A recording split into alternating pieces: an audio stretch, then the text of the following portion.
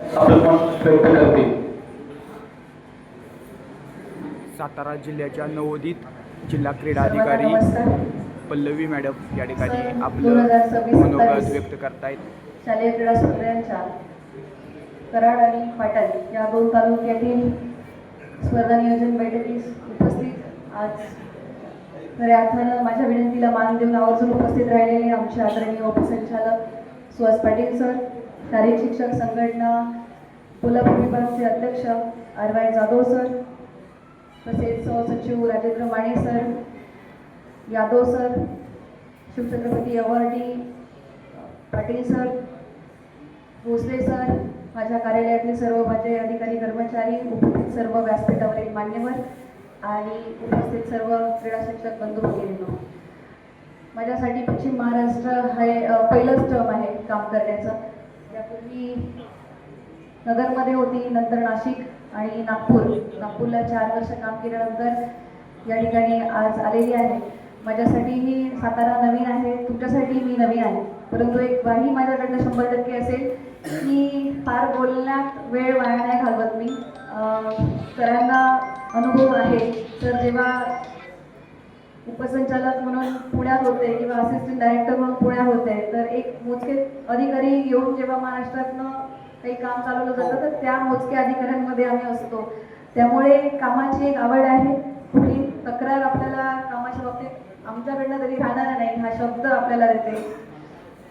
कालही आम्हाला एक निवेदन प्राप्त झालेलं आहे क्रीडा शिक्षकांच्या बाबतीत आणि अतिशय संवेदनशील विषय आहे, ज्याला आम्ही लगेच तात्काळ पुढे पाठवण्याचा विचार केला आणि ते उपसंचालक महोदयांना पाठवलं. त्यांनी देखील ते पुढे माननीय आयुक्तांना पाठवलेलं आहे.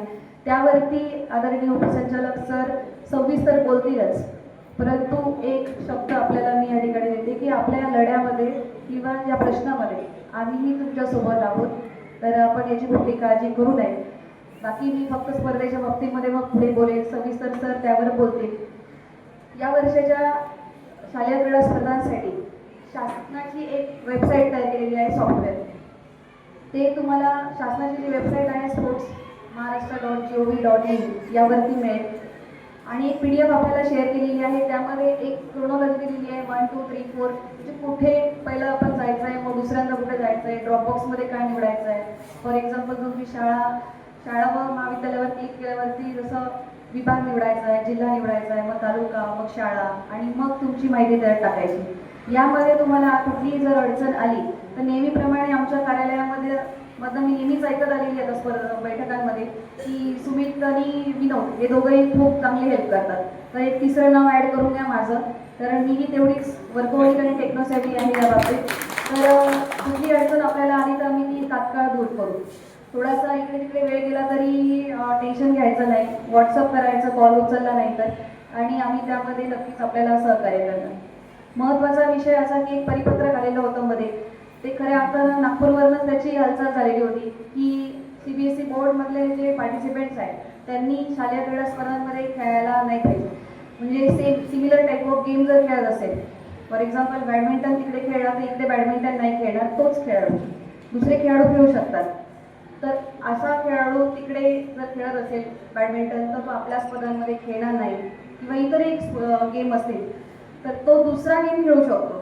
समजा तो बॅडमिंटन खेळतोय आणि जर त्याला वाटलं की मला आता आर्चरीमध्ये जायचं आहे, टेबल टेनिसमध्ये जायचं आहे, बरेच जण वर्सटाईल असतात, 2-3 गेम खेळतात, तर तो खेळाडू इकडे दुसरा गेम खेळू शकतो, पण तो सेम खेळाडू सेम गेम नाही खेळू शकत. तर यावर तुमचं स्पॉट किपिंग एकमेकांवरती असलं पाहिजे. आणि असं जर आपल्याला कुठे दिसून आलं की हे खेळाडू या शाळेतले इकडे पण खेळले हाच गेम आणि आपल्याकडे पण सेम गेम खेळतात, तर आमच्या निदर्शनास आपण ते तात्काळ आणून द्यायचं आहे. तर या पद्धतीचा एक बदल थोडाफार याच्यामध्ये आहे. दुसरा वेबसाईटचा आहे, सॉफ्टवेअरचा आहे. हे 2 बदल अगदी मेजर आहे, तर त्यामुळे हे सगळ्यांनी लक्ष द्यायचं आहे. यावेळेसचे सर्टिफिकेट्स हे तुम्हाला ऑनलाईनच देण्यात येणार आहे आणि त्यामुळे तुम्ही जेवढं आम्हाला लवकर निकाल द्याल. थोडंसं आम्ही आज हेड ऑफिसला विचारलं की तालुकास्तरीय प्रमाणपत्र सुद्धा तुम्ही आम्हाला वेबसाईटवरतीच म्हणजे सॉफ्टवेअरमध्येच अवेलेबल करून देणार आहात का, तर ते आम्हाला आज किंवा उद्यापर्यंत सांगणार आहे. परंतु जरी तालुका स्तराला जर आपल्याला नसेल मिळणार तर या वर्षापासून ते सर्टिफिकेट्स देखील मिळतील. दुसरी गोष्ट, जिल्हा स्तराचे प्रमाणपत्र हे ऑनलाईन पद्धतीनेच तुम्हाला मिळेल. रिझल्ट आमचे लोक आणि जे कोणी संघटना आयोजक असतात यांचा रिझल्ट आमच्याकडे लगेच आला तर आम्ही तो तात्काळ टाकून तुम्ही सेल्फ जनरेट करून सर्टिफिकेट्स हे घेऊ शकतात. तर अशा पद्धतीचे हे छोटे मोठे बदल आहेत. बाकी मेजर असं काही नाही आहे. सरांनी जसा शब्द दिला आरवाय जाधव सरांनी, पूर्वी म्हणजे मी नागपूरहून साताऱ्याला येण्यापूर्वीपासून ते माझ्यासोबत आहेत. ते आता एवढ्या 15-20 दिवसांमध्ये त्यांना माझा स्वभाव कळालेला आहे, त्याच्यामुळे ती ग्वाही घेतील माझ्या बाबतीमध्ये. तर आपल्या कुठल्याही अडचणी या ठिकाणी खूप वेळपर्यंत राहणार आहे, त्यात लगेच सोडवण्यात येतील. बरेच प्रश्न आणि अपेक्षा आहेत, त्या झटकन तरी नाही झाल्या, परंतु काही कालांतराने त्या 100% त्याचं निरसन हे आमच्या कार्यालयाकडनं होईल. आणि हा पूर्ण कार्यालयाचा स्टाफ या ठिकाणी घेऊन येण्याचं कारण एकच होतं की तुम्ही यांना ओळखावं, यांनी तुम्हाला ओळखावं आणि कम्युनिकेशन एक चांगलं व्हावं, एक रिस्पेक्टफुली एकमेकांनी तुम्ही संवाद साधावा कार्यालयात आल्यानंतर. यासाठी हा स्टाफ सुद्धा या ठिकाणी मी घेऊन आलेली आहे. तर एक नव्या जोमाने नव्या उमेदीने आम्ही सगळेजण या ठिकाणी कामाला लागत आहे.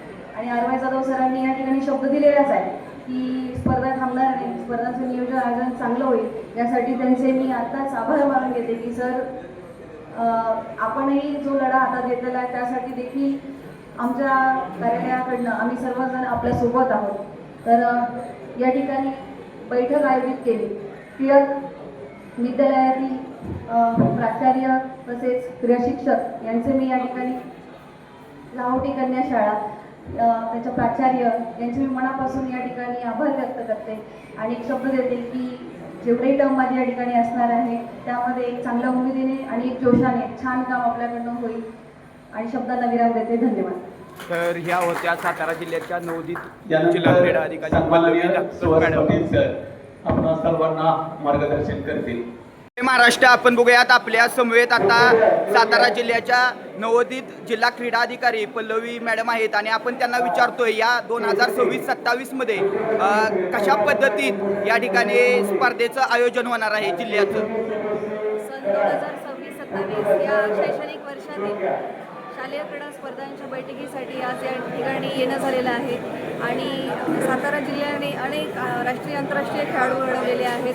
स्पर्धा क्षेत्रामध्ये किंवा क्रीडा क्षेत्रामध्ये एक मोलाचा असा सिंहाचा असा वाटा सातारकरांचा राहिलेला आहे. यावर्षीसुद्धा त्याच उमेदीने उत्साहाने एक सुंदर असं आयोजन स्पर्धांचं होणार आहे. या स्पर्धांसाठी मोठ्या संख्येने सर्व शाळेतील प्राथमिक शाळा, माध्यमिक शाळा तसेच ज्युनियर कॉलेज या माध्यमातून मोठ्या संख्येने सहभागी व्हावं असं या ठिकाणी मी आव्हान करते आणि या स्पर्धा अतिशय उत्साहाने आणि चांगल्या दिमागदार पद्धतीने साजऱ्या होणार आहेत. यासाठी सर्व क्रीडा शिक्षकांना एक क्रीडामय शुभेच्छा या ठिकाणी मी देते आणि थांबते. धन्यवाद. या ठिकाणी मॅडमनी जिल्हा क्रीडा अधिकारी मॅडमनी सांगितलेलं आहे ऑफिसकडून पूर्णपणे तयारी झालेली आहे आणि या स्पर्धा मोठ्या उत्साहात या ठिकाणी पार पडतील. त्यांचं मनपूर्वक धन्यवाद. हा व्हिडिओ आपण क्रीडा लक्ष या यूट्यूब चॅनलवरती पाहतोय. जय हिंद, जय महाराष्ट्र. Thank you madam.